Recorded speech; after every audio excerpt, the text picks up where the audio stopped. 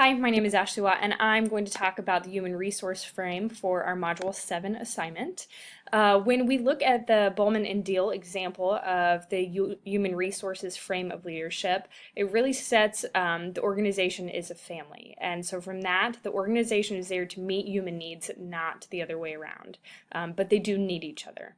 The leader within that organization functions as a servant and a catalyst. So it's somebody that serves the organization and helps the people within that organization feel welcome and needed. And that's another piece of this. People in this need to feel that they have meaningful work, or unfortunately, people and the organization can be a bad fit, and that unfortunately can lead to exploitation. This is a diagram that I came up with when I'm thinking about a human resources frame or framework for a school. It relates back to my democratic and authentic leadership style because I feel like we all have to work together in this student-driven, so the students are always in the middle of our thoughts. Everything that we do here at school needs to have them in mind.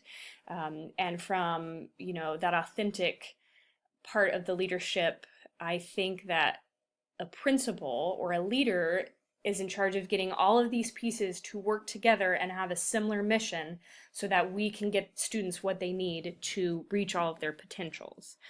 So a principal really acts as a coordinator. Before I go any further, I designed this very much thinking about the district that I currently work in. I can see how some of these things would be separated or much different in a larger district. But that's why you see some of these together, and I'll talk about that too. When you think about office staff, they are the people that house all the records, all the data, they do all of our clerical and money work, and really they are our customer relations. They are the first people on the phones and in the offices that deal with the public and with students. At some point in their high school or school career, a student is going to have to deal with office staff. So they are very important, and they help our teachers do all the things that they need to do to make sure they have what they need. I put maintenance, custodians, and cooks on the physical needs, and this is just as important as all of the other stuff, because if my classroom is 59 degrees in the morning, my students are going to have a very hard time paying attention to what's happening, or even care about what's happening, because they're freezing. If they didn't get a filling meal before they came to school and didn't get breakfast, they're going to have a really hard time concentrating. So I think the physical needs are just as important. Parents, community, and alumni, which for us at this small school, honestly, our parents are alumni and they are our community members, and this is external support that students need. As you go through some of that college and career readiness, you look at the support from the community and people wanting to know more about the success that your students have. And unfortunately, sometimes in communities, the only thing that they see within success is whether an athletic team is doing good or bad. So we have to have our parents, community, and alumni involved. I kind of saw a different aspect of it this year because we had a bond issue. And so the different things that we went through to propose this bond issue and help get it passed, because our students need these things. We did not do any plan for anything frivolous at all. And so it's very important that community is brought in to student relations here. Teachers and paras, we are the direct line to a student's classroom and emotional needs.